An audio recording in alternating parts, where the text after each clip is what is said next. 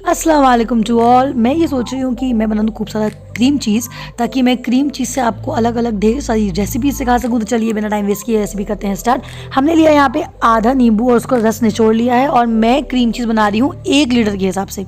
हालांकि वो बात अलग है कि मैंने शाम को ना 2.5 लीटर दूध एक्स्ट्रा लेके और क्रीम चीज़ बनाया था। वो क्यों बनाया था मैं आपको वीडियो के आगे बताऊँगी। तो गैस कर ली है हमने ऑन, फ्लेम ऑन है मतलब।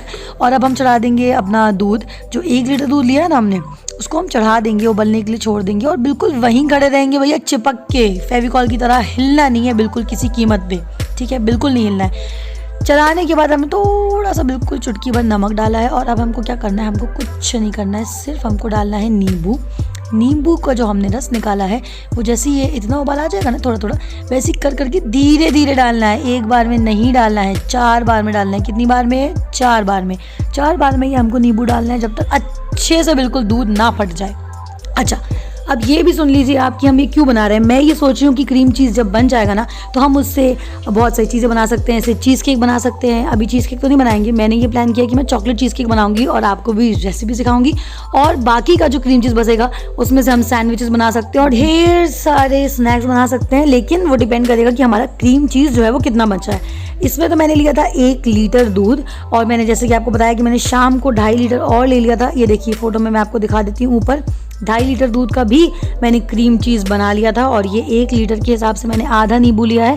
अगर आपके पास नींबू नहीं है ना, तो आप वाइट विनेगर भी यूज़ कर सकते हो। वैसे ही आपको आधी आधी चम्मच कर करके 4 बार में डालना है। तो देखिए ये जो आप देख रहे हैं ना, यही तो अपना क्रीम चीज़ है यार। बस दूध अपना फट गया है बिल्कुल सही तरीके से। और देखो कलर भी देखो चेंज हो गया, बिल्कुल येलो येलो सा हो गया है, और पूरा वाइट वाइट जो अंदर है क्रीम चीज़ अपना ऑलमोस्ट बन चुका है।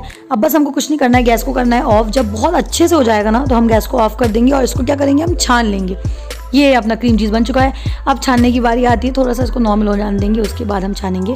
हमने रख दिया है, कोई भी बर्तन रख दो आप, उसके ऊपर छन्नी रख दो, उसके ऊपर आप कपड़ा रख दो।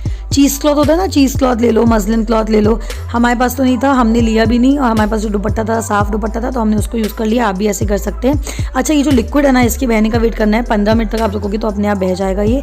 और क्या करना है ना, आप इस लिक्विड को भी यूज़ कर सकते हो।